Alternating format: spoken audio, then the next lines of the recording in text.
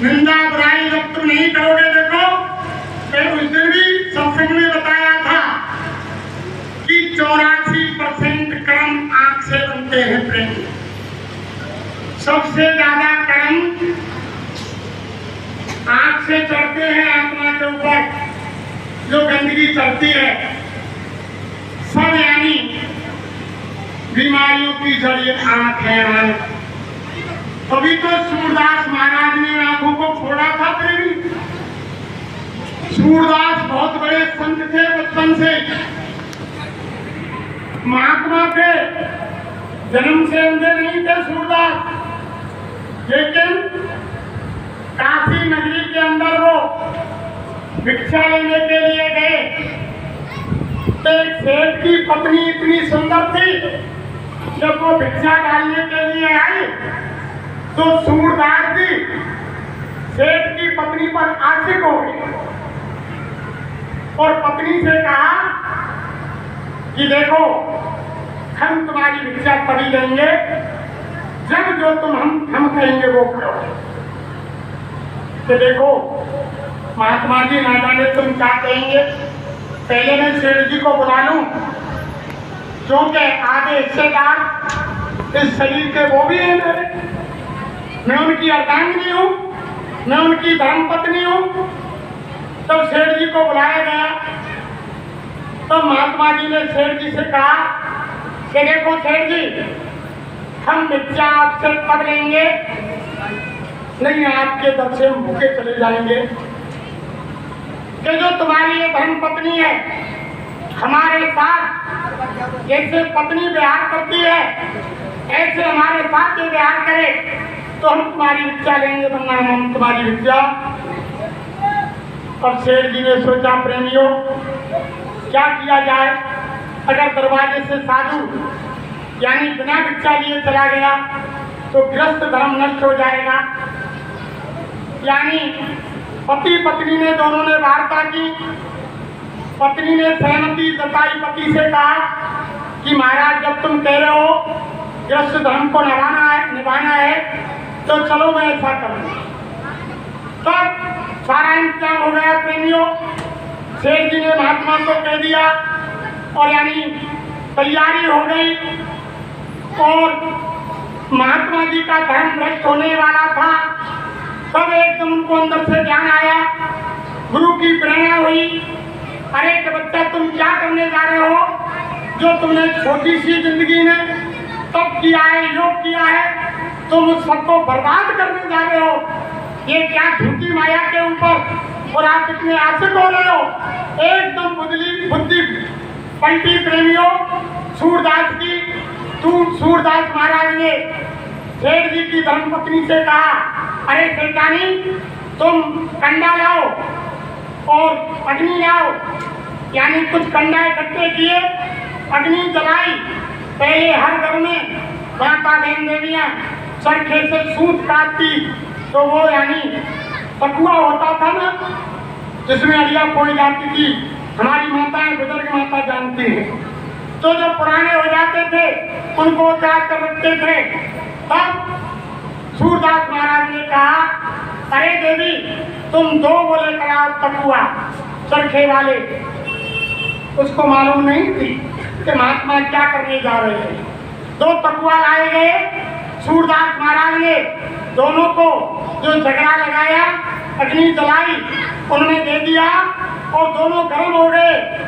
सेठानी अपने काम काज में लगी हुई थी, दोनों पकुआ निकाल करके महात्मा ने कहा कि सारा दोष इन दोनों आंखों का है, अगर ये दो आंख नहीं होती, आंख सेठ की पत्नी को ये नहीं देखती, तो यानी मेरा ये धर्म यानी मेरी कुदृष्टि इस सेठानी के ऊपर नहीं पड़ती।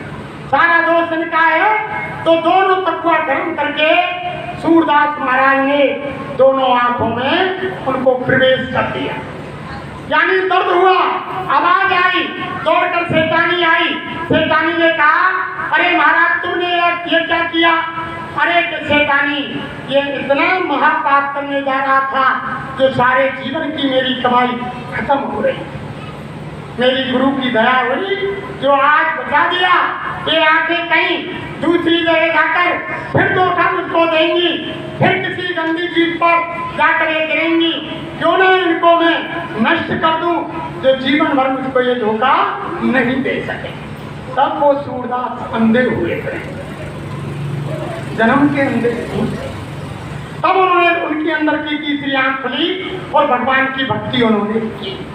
तो देखो धर्म प्रेमियों, 84% कर्म जीव के ऊपर आंख से आते हैं और 13% कर्म जीव को कान से आते हैं। जब कान से तुम निंदा बुराई करोगे सुनोगे तो यानी 13% कर्म आपको लगेंगे और 4% कर्म मात्र और इंद्रियों के होंगे। इतना आंखों का दोष है। तो धर्म प्रेमियों, किसी की निंदा मत करो, ना किसी की निंदा सुनो। और ये महात्माओं का विषय बहुत गहन विषय है, इस पे यानी जाने कितने कितने जन्मों का ये योग है प्रेमियों। ऐसा नहीं हमारा आज का यानी बहुत पिछले जन्म के कई कई जन्म का संस्कार है, ये लेन देन है।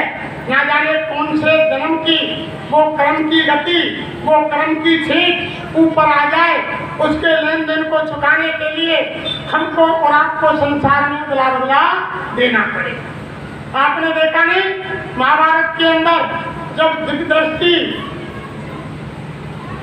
और उस समय धृतराष्ट्र को दे रहे थे महात्मा, तो धृतराष्ट्र ने कहा कि महात्मा जी ये दिग्दृष्टि मुझको मत दे दो, इसको संजय को दे दो, मैं सारा हाल महाभारत का संजय से पूछता रहूंगा। जब प्रेमियों महाभारत हुआ और धृतराष्ट्र महाराज के यानी 101 पुत्र मारे गए और भारत की नारियों की वो देखो क्या लिखा हुआ। जब अपने पति को गांधारी ने अंधा देख करके तभी तो आंखों से पट्टी बांधी थी। नेत्रविहीन देख पति को भारत की इस नारी ने और जीवन भर आंखों से पट्टी बांधी उस गांधारी। देखो प्रेमियों कितना परम निभाया। गांधारी अंधी नहीं थी, लेकिन उसने देखा कि मेरा पति संसार की कोई चीज क्या चले मुझको नहीं देख सकता है, तो मैं दुनिया को क्यों दी। पूरे जीवन भर पट्टी बांधी थी। जब एक से एक पुत्र मारे गए तो संजय से पूछा धृतराष्ट्र ने कि भैया संजय, मुझे कई जन्मों की याद है। कुछ धर्मशास्त्र तो ऐसा कहते हैं कि धृतराष्ट्र ने कहा कि मुझे 100 जन्मों की याद है, और कुछ में ये लिखा है कि मुझे कई जन्मों की याद है कि मैंने हर जन्म में राजा हुआ और मैंने कोई ऐसा खराब कर्म मेरे जीवन में नहीं। तब संजय ने कहा, अरे महाराज, जितने जन्म तुमको याद है उससे अगले जन्म में जाओ। उस समय भी तुम राजा थे, उस समय तुमने दुष्कर्म किया, पाप किया। तब संजय से पूछा धृतराष्ट्र ने कि महाराज मैंने क्या किया। कि महाराज आपके बगीचे में 2 हंस और हंसनी आए, उनके एक से एक बच्चे थे, उसकी रखवाली के लिए माली थे। हंस हंसनी तुम्हारे बगीचे में एक से एक बच्चों को छोड़ करके बाहर देशांतर को चले गए और रखवाले से कह गए, भैया ये एक से एक बच्चा हम तुमको सुपुर्द किए जा रहे हैं, हम जब लौट कर वापिस आएंगे हमारे बच्चों को वापिस। अचानक क्या हुआ, उस समय तुम मांस खाते मदरा पीते थे, पहले जन्म में, उससे पहले याद है, उससे पहले में एक दिन आपका सिपाही शिकार के लिए जंगल गया, उनको कोई शिकार नहीं मिला, अचानक बगीचे में आया, हंस के बच्चे की हत्या की और ले जाकर के शिकार बना दी। आपने हंस के बच्चे की शिकार को खाया तो आपने मंत्री को बुलाया, अरे मंत्री आज शिकार कहाँ से आई, बड़ी स्वादिष्ट थी, इसी शिकार को रोजाना सिपाहियों से कह दो, इसी शिकार को रोजाना लेकर के आए। जब सिपाही को आदेश हुआ तो बगीचे के एक से एक बच्चों को मार मार करके आप खा। जब हंस हंसनी वापस लौटे और बगीचे में रखवाले के पास आए, जब रखवाले से पूछा कि हमारे बच्चे कहाँ हैं, तब उन्होंने जवाब दिया कि भैया क्या करूं, राजा का आदेश था, राजा के सिपाही एक एक बच्चे को मार कर ले गए और राजा एक से एक बच्चों को यानी पका करके खा गए। हम संसरी ने दुखी होकर के प्रेमियों राजा धृतराष्ट्र को उससे पहले जन्म में साथ दिया, अरे राजन तुमने हमारे एक से एक बच्चों को मार मार के खाया है, जा जैसे हम जिंदे आज हमारे बच्चों की याद में तड़प रहे हैं, ऐसे तुम भी तुम्हारे सामने ही तुम्हारे एक से एक पुत्र मारे जाएंगे और तुम कुछ नहीं कर सकोगे और तुम बिलख बिलख करके तुम्हारे प्राण त्यागोगे। तो संजय ने कहा कि महाराज ये उस जन्म का तुम्हारे लिए साथ। तो प्रेमियों ना जाने कौन से कर्म की कौन सी छींक उभर आए, उस जन्म का अदला बदला देना पड़े। बदला किसी के छूटने वाला नहीं है प्रेमियों। यही बात भीष्म पितामह जब पांचों पांडव द्रौपदी योगेश्वर कृष्ण जब भीष्म पितामह सत्या पर लेटे हुए थे, उनसे जब ज्ञान की धर्म की राजनीति की शिक्षा लेने के लिए अर्जुन गए, तब भीष्म पितामह ने पूछा कि योगेश्वर कृष्ण मुझे 60 जन्मों की याद है, 60 जन्म तक मैंने कोई पाप नहीं किया, ये कौन से जन्म का पाप है जो आज मेरे प्राण नहीं निकल रहे हैं और मैं बाणों की सैया पर लेटा हूँ और सूख सूख करके ये मेरा देह यानी बाहर ये रक्त बह बह करके और ये सूखता चला जा रहा है, विशेष कष्ट मुझको मिल रहा है। अरे योगेश्वर बताओ ये कौन से जन्म का बदला मुझको देना।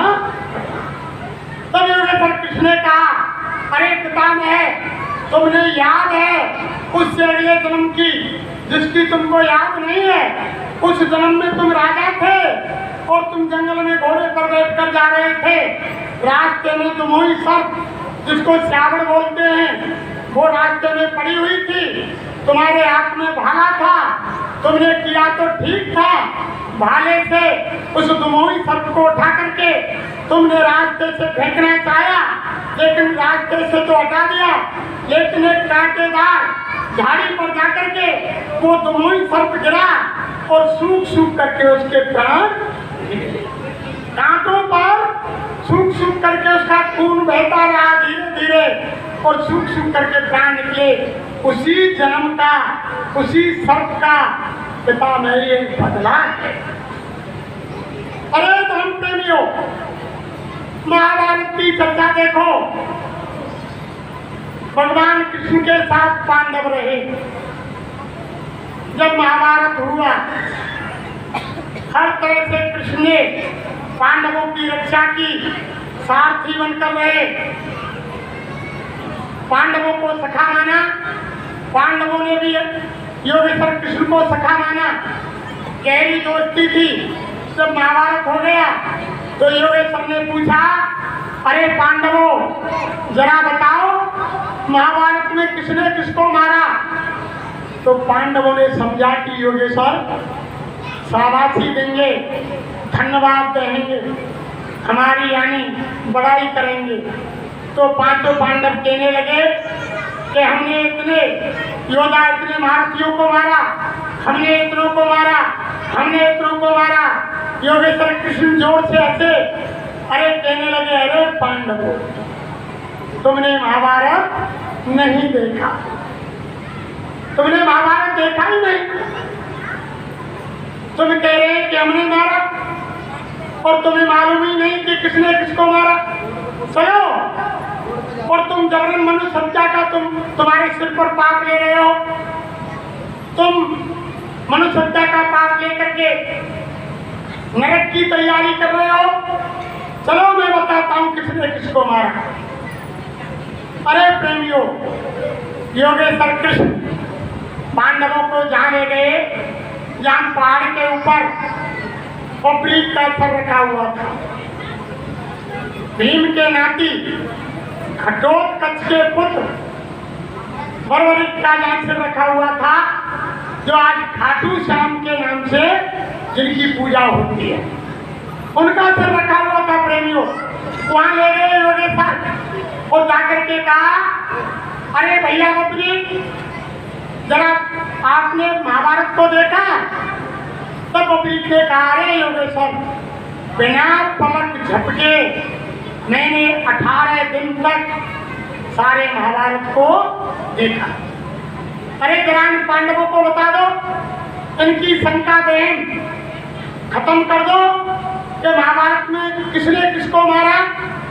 तब बबरी ने कहा, अरे योगेश्वर, अरे पांडवों सुनो, मैंने पूरा महाभारत होश हवास में बिना आंख का पलक झपके 18 दिन देखा और किसी ने किसी को नहीं मारा। एक योगेश्वर कृष्ण का सुदर्शन चक्र चल रहा था, प्रत्येक योद्धा के धड़ से शीश को अलग कर रहा, किसी ने किसी को नहीं मारा। जब योगेश्वर ने कहा, अरे पांडवों सुनो, बबरी क्या कह रहा है, किसी ने किसी को नहीं मारा, सुदर्शन चक्र ने महाभारत किया, सबका सर धड़ से अलग किया, और तुम कह रहे हो कि हमने मारा।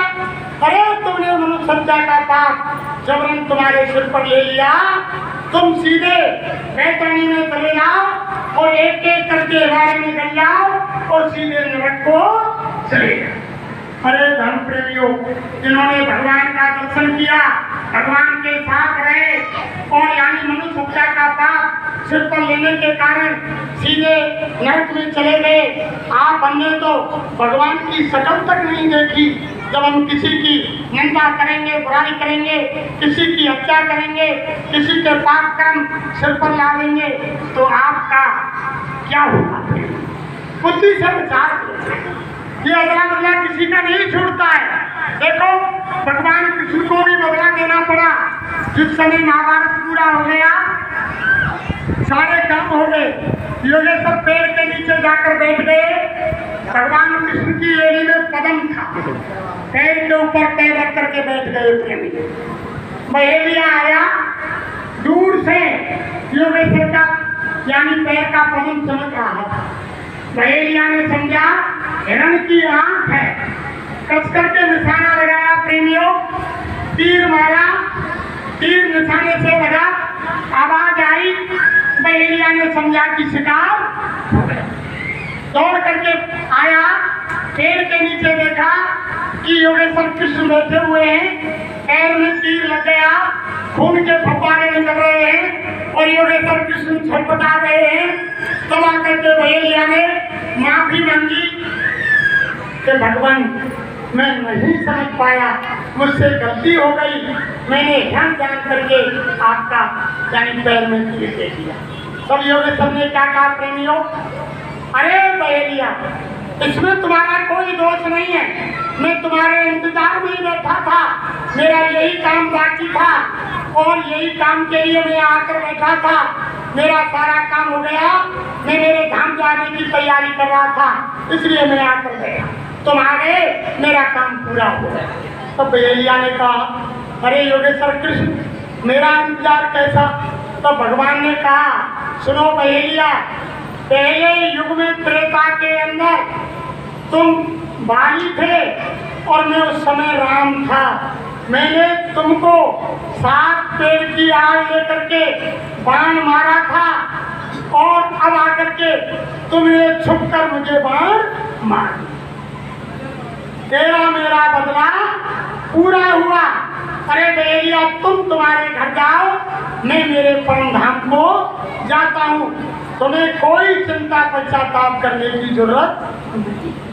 अरे प्रेमियों, विचार करो, जिसकी हम पूजा करते हैं, जिनको हम भगवान मानते हैं, धरती पर आकर उनको भी अदला बदला चुकाना पड़ा कर्म का, यानी त्रेता में राम बन करके बाली को मारा।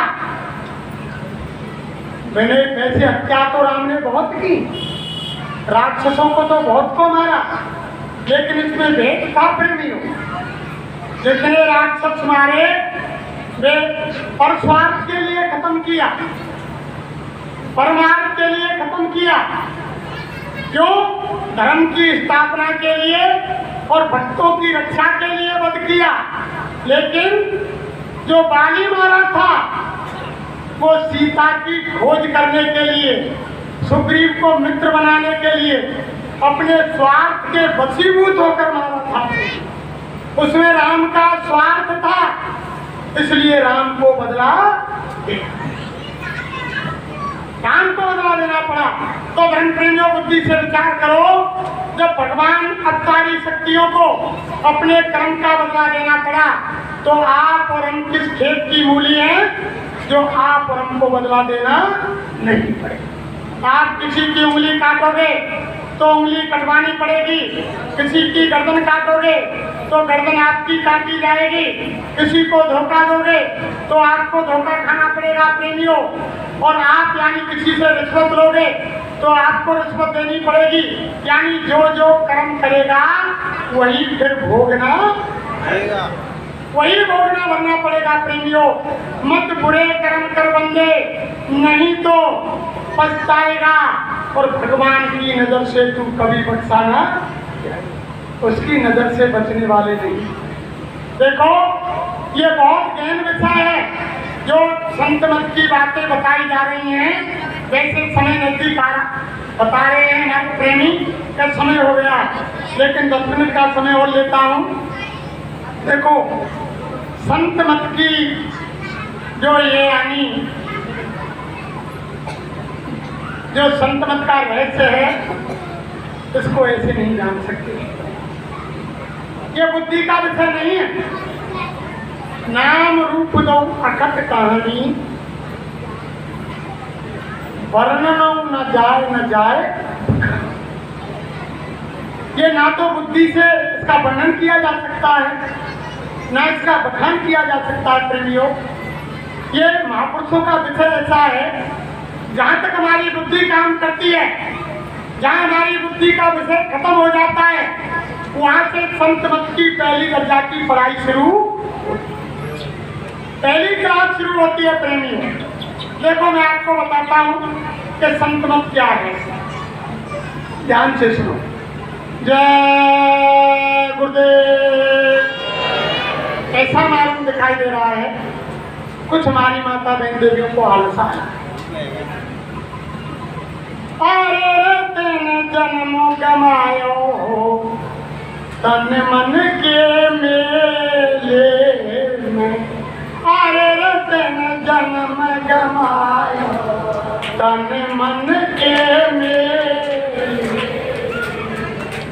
प्रत्येक प्रेमी, ये संसार यानी तन और मन का झमेला है, सब इसी में लगे हुए हैं, इस शरीर की रक्षा में, और मन जो कह रहा है उस काम में। और महात्मा क्या कह रहे हैं कि सतगुरु कहे करो तुम सोई, और मन के कहे चलो मत।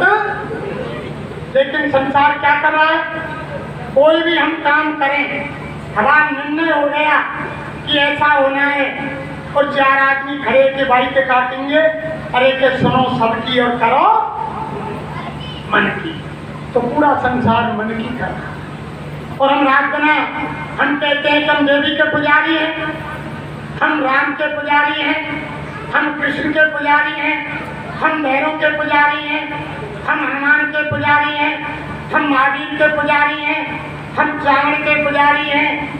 तो महात्मा कहते हैं कि ना तुम राम के पुजारी हैं, ना कृष्ण के पुजारी हैं, ना तुम देवी के पुजारी हो, ना किसी देवता के पुजारी हो, ना भैरव भूमिया के पुजारी हो, ना तुम किसी महात्मा के पुजारी हो, तुम तुम्हारे मन के पुजारी हो।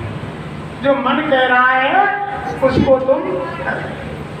हम राम को मानते हैं कि राम भगवान है, लेकिन जो राम बात कह रहे हैं उसको नहीं। हम रामायण को मानते हैं कि रामायण हिंदू धर्म का सबसे बड़ा ग्रंथ है, ये पूजनीय है, लेकिन रामायण कह रही है उसको नहीं। हम गीता को मानते हैं कि हिंदू धर्म का सबसे बड़ा ग्रंथ है, भागवत को मानते हैं, लेकिन जो गीता भागवत कह रही है उसकी नहीं। ऐसे हम सभी देवी देवता देवता सबको मानते हैं, लेकिन देवी देवता राम कृष्ण हनुमान चंडी दुर्गा भैरव जो कह रहे हैं उसकी नहीं मानते। उनको तो मानते हैं लेकिन वो कह रहे हैं उनकी नहीं मानते कि प्यार मोहब्बत से रहो, प्रेम से रहो, लड़ाई झगड़ों मत करो, काऊ की निंदा मत करो, बेईमानी मत करो, झूठ मत बोलो, काऊ के ईर्ष्या मत करो, सबके दुख सुख में काम आओ। यानी यही तो कह रहे हैं हमारे धर्मशास्त्र महात्मा। लेकिन देखो प्रेमियों, संत मत क्या होता है। एक सर्वानंद नाम के ब्राह्मण थे, इतने प्रचंड विद्वान थे कि पूरे भारत में कोने कोने में जाकर के उन्होंने शास्त्रार्थ में सब विद्वानों को परास्त कर दिया। इतना यानी 4 वेद 6 शास्त्र 18 पुराण, गीता रामायण भागवत सारे यानी ग्रंथों को इतना कंठस्थ कर लिया कि भारत के सारे विद्वानों को परास्त कर दिया। उनके सामने कोई नहीं टिका प्रेमियों। जब वो घर आए लौटकर, उनकी माँ थी शारदा देवी, जब शारदा देवी के सामने आकर प्रणाम किया, सर झुकाया, चरण स्पर्श किए, जब माँ ने कहा कि बेटा सर्वानंद आज तो तुम बहुत समय में लौट करके आए हो, तब सर्वानंद ने घमंड में आकर कहा, अरे माँ तुम उसे सर्वानंद मत कहो, आज से मेरा नाम तुम सर्वाजीत हो। मैंने पूरे भारत में शास्त्रार्थ में सबको हरा दिया। माँ शारदा देवी ने कहा कि बेटा मैं ऐसे नहीं मानती कि तुमने सबको परास्त कर दिया।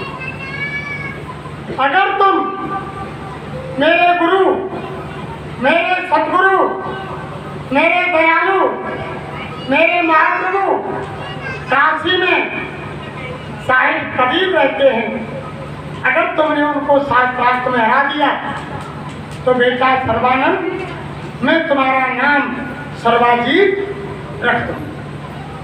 लेकिन जब तक तुम कबीर साहब को हरा कर नहीं आओगे मैं तुमसे सर्वजीत कहने वाली। हृदय में माँ का शब्द छुप गया प्रेमियों। कहने लगे माँ मैं भोजन तभी करूंगा काशी नगरी जाकर के साहिब कबीर को हरा करके आ जाऊंगा, और जब तक तुम मुझे सर्वजीत कह करके आशीर्वाद नहीं दोगी तब तक मैं भोजन नहीं करूंगा। काशी में उनकी माँ रहती थी शारदा देवी। रास्ता पूछा प्रेमी, जाकर के सर्वानंद इतने शास्त्र थे कि बैल पर लद करके चलते थे सर्वानंद। प्रमाण देने के लिए बैल की दोनों तरफ की खुर्जी शास्त्रों से भरी थी। बैल को लेकर के साहिब कबीर जिस गली में रहते थे सर्वानंद पहुंच गए प्रेमियों, और जाकर के आवाज लगाई कुटिया पर, अरे कि साहिब कबीर हैं। साहिब कबीर अंदर थे फिर। उनकी पुत्री कवाली ने आवाज सुनी, बाहर आई, अरे कि भैया कौन, तुम साहिब कबीर को कैसे याद कर रहे हो। सर्वानंद ने कहा, अरे बच्चा हम उनसे मिलना चाहते हैं। तब कवाली ने कहा कि कबीर मिलने की राय में सकरी गैल और पैर न टिके पिपील का, और पंडित लाद चले हो तुम बैल। उत्तर दिया कमाली ने कि पंडित जी महाराज कबीर अनामी धाम की शक्ति थी। जो अनामी धाम का रास्ता है, जो गुरु महाराज ने बताया है, जिन्होंने नामदान ले रखा है वो जानते हैं। जो बंकनाल पड़ता है, बंकनाल जो टेढ़ा मेढ़ा उसका रास्ता गुरु महाराज ने बताया, वो ऐसा है जो यानी सुई के नाके के यानी लाख हिस्सा किए जाएं, इतना बारीक वो दरवाजा है। कमाली जानती थी कि वहाँ यानी चेंटी के भी पैर नहीं दिखते हैं, और तुम पंडित जी महाराज तुम बैले लाद कर चले आए और कबीर के दिल में चल दी। इतने में कबीर साहब निकल आए बाहर। कबीर ने कहा, अरे बच्ची रुको, बेटी रुको। सर्वानंद से कहा, अरे बताओ ब्राह्मण देव कैसे आना हुआ? अरे कबीर साहब, हम तुमसे साक्षात करना चाहते हैं और देख लो कितने प्रमाण देने के लिए हम यानी साथ लेकर आए हैं, सारे साथ हमारे बैल के ऊपर लगे हुए। तो कबीर साहब ने हाथ जोड़कर कहा, अरे ब्राह्मण देव, हम तो अनपढ़ हैं, जितने आपके साथ इस बैल पर लगे हुए हैं हम तो इनका नाम भी नहीं जानते। बताओ हम कैसे आपकी बराबरी कर सकते हैं? तो सर्वानंद ने कहा, कबीर महाराज तो आप हार स्वीकार कर लो। कबीर ने कहा, अरे पंडित अरे ब्राह्मण देव, हमने हमारी हार स्वीकार कर ली और हम तो आपसे हार।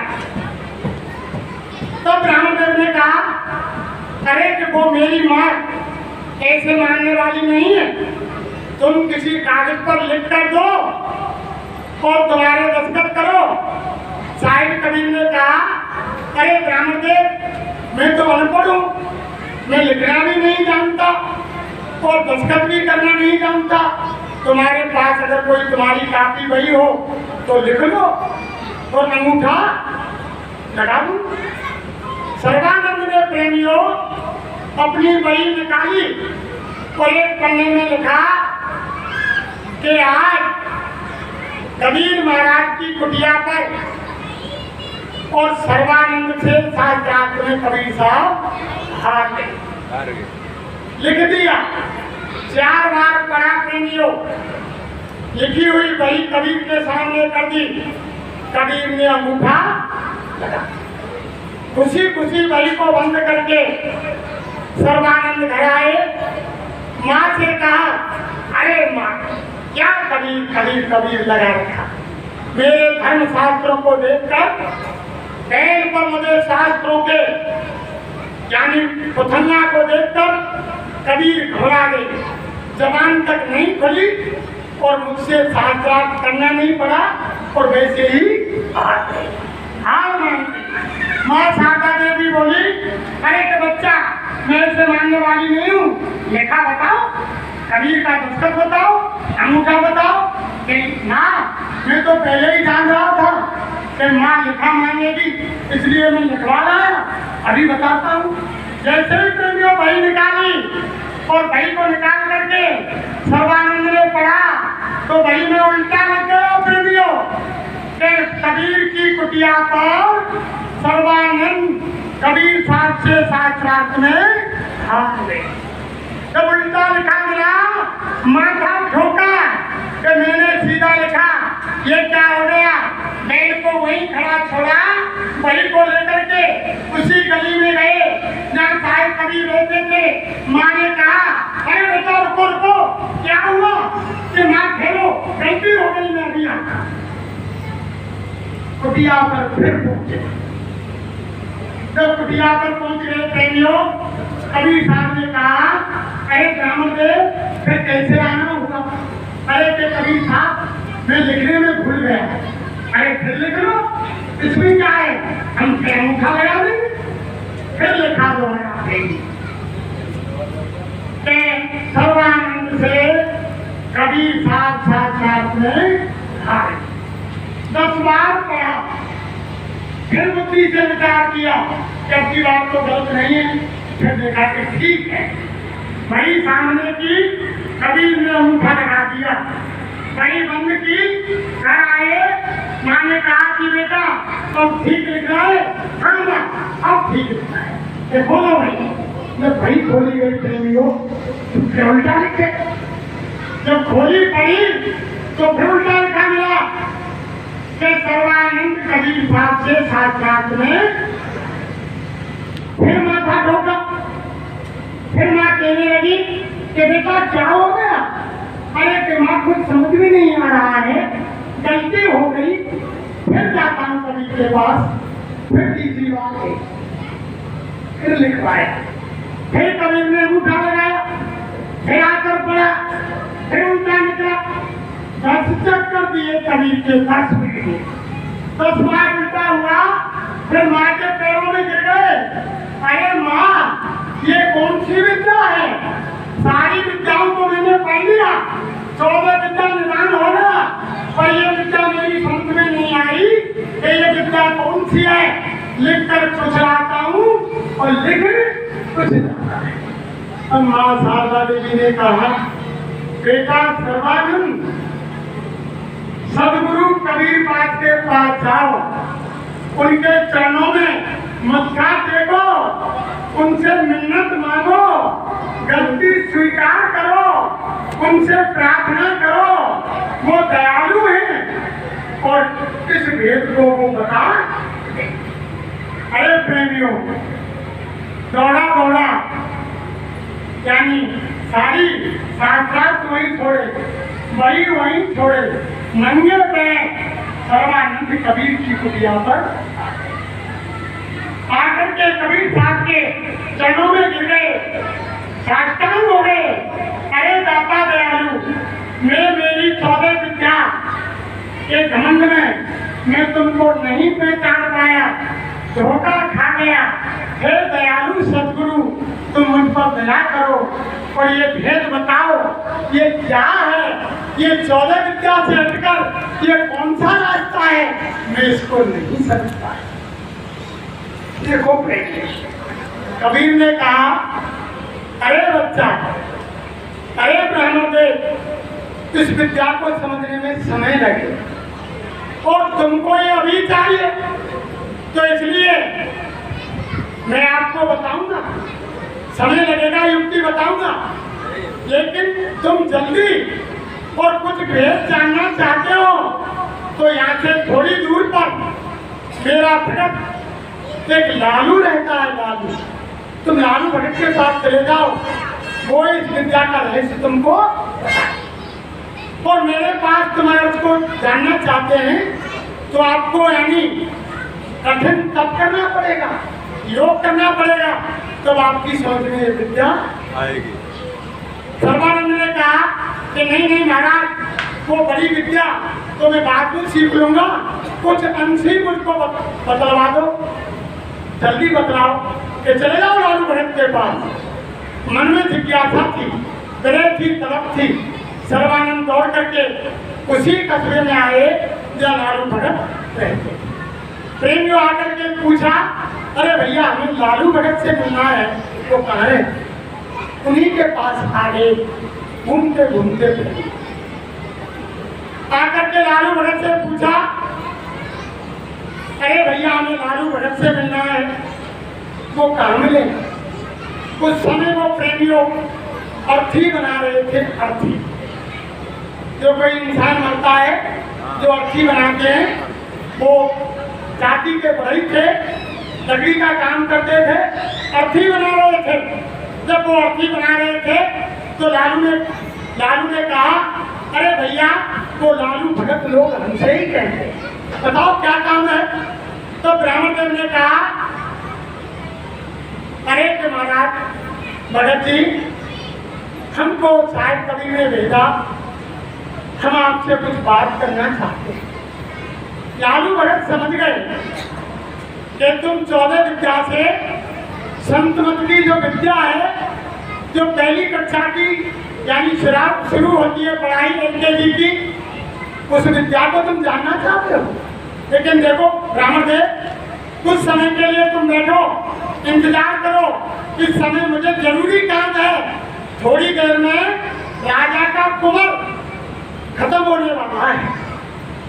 राजा का जो कुंवर है दूसरे शहर में रथ लेकर के नई रानी का गोना करने गया है, और गोना करके जैसे वो रथ में बैठेगा तो रथ में सर्प बैठ गया है और सर्प उसको काटेगा और राजा के लड़के की मृत्यु हो जाएगी और तुरंत सिपाही आएंगे। इसलिए मैं अर्थी बना रहा हूँ, अगर देरी हो गई तो मुझको सजा मिल जाएगी। और सर्वानंद ने माथा ठोका कि ये कैसा भगत है, ये तो बड़ा बेवकूफ है। जब इसे मालूम है कि राजा के कुंवर की मृत्यु होने वाली है और फिर भी राजा से प्यार नहीं कर रहा और अर्थी बनाने लग रहा। फिर उसने कहा चलो कोई बात नहीं, बैठ गया। इतने में एक बुजुर्ग जैसे हमारे भाई तेज सिंह है, जो जिनको हुक्का की तलब है, ये हुक्के वाला बुजुर्ग आ गया। उसके यहाँ आंच बुझ गई। उसने लालू भगत से आकर कहा कि भैया भगत, और कि हाँ भैया, कि तेरे यहाँ आंच देगा, मेरी आंच बुझ गई और हुक्का की तलब लग रही है।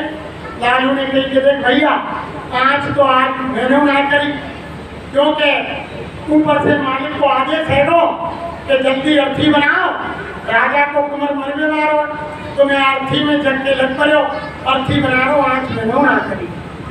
तो वो बुजुर्ग जैसे ही चलने लगो तो लालू भगत को फिर अंदर से प्रेरणा हुई, प्रेमियों आवाज लगाई, अरे कि भैया ठहर ठहर ठहर, तू 10 मिनट रुक जा, इंतजार कर ले, तू मेरे सामने लकड़ी की टाल लग रही है और यहाँ में आग लगेगी, तू कितने को आंच। फिर बात सर्वानंद ने माथो ठोक्यो, यही कैसा भगत है, बड़ो बेवकूफ आदमी, दिमाग मालूम है कि लकड़ी की टाल चलेगी और 10 मिनट नहीं माने, अर्थिया बनाने लग रहा है और टाल को इंतजाम नहीं करो कि बढ़ेगी, पानी छिड़क दे या कोई और इंतजाम करे, दूर पटक दे। बात बैठा ब्राह्मण देव ने सोचा कि चलो 10 मिनट बाद में क्या होता है। अब प्रेमियों 10 मिनट होते ही लकड़ी की टाल में आग लगी और धू धू करके जलने लगी। जब वो टाल जल गई तब लालू भगत ने कही कि भैया भगत, अब तू वहां से लगे, कोई चाहिए वो मुक्का चले। इतने में राजा के सिपाही आ गए। प्रेमियों सिपाही बोले, अरे लालू भगत क्या है महाराज, जब वो अर्थी तैयार है गई, महाराज वो तो पहले से ही तैयार है, ले जा। राजा के सिपाही अर्थी ले गए। तो लालू भगत ने कही कि अब बता भैया ब्राह्मण दे कि तेरी क्या समस्या है, तेरी क्या। अब ब्राह्मण देव को तो माथा ठनिक गयो। अब बोले भैया मेरी बात है तो तू पीछे बताइयो, और तू न्यू बता कि जब तो मालूम ही कि आधा घंटे पीछे और राजा को कुमार सर्प खा देगो, रथ में को मरेगो, तो तू राजा से खबर ना कर सके कि आज गोनो करके मत जा, और तू रथ में मत बैठी हो, कम सर्प घुसेगो खा देगो। तो लालू भगत ने कही कि काल बड़े ईमान पे और बिना आई ना ले, और जो कोई राजा जेल में तक जाना, जैसी हो तो पिता और तैसी मिले सहाय, और जो ना जा सके जहां तार तहां। लालू ने कही भैया ये तो उन्हीं को समझोगे कि ना मुंह पे रुके ना काऊ पे रुके, कि तो जा होगी। फिर वो बोला, अरे तो तेरी लकड़ी की टाल पड़ी हो, तेरा नुकसान है, जा रहा 10 मिनट पीछे, तो आप इंतजाम तो कर सके, पानी डाल दे तो कछु लकड़ी तो बच जाती। अब लालू भगत बोलो कि चल भैया देख, और राजा के मरवे में 8 घंटा और मेरी लकड़ी में जलवे में 10 मिनट। अब तू तेरा इंतजाम कर ले, तेरे मरवे की बार में 7 दिन की मोहलत है, 7 दिन। जो सामने कोई बरको पेड़ की गो ना सामने, या पेड़ के नीचे आज से 7वें दिन और दिन के 12 बजे फांसी लगेगी। ब्राह्मण देव फांसी तेरा इंतजाम कर ले, तो पे हो तो कर ले, यानी तो 8 घंटा और 10 मिनट की 7 दिन तेरी मौत में तो इंतजाम।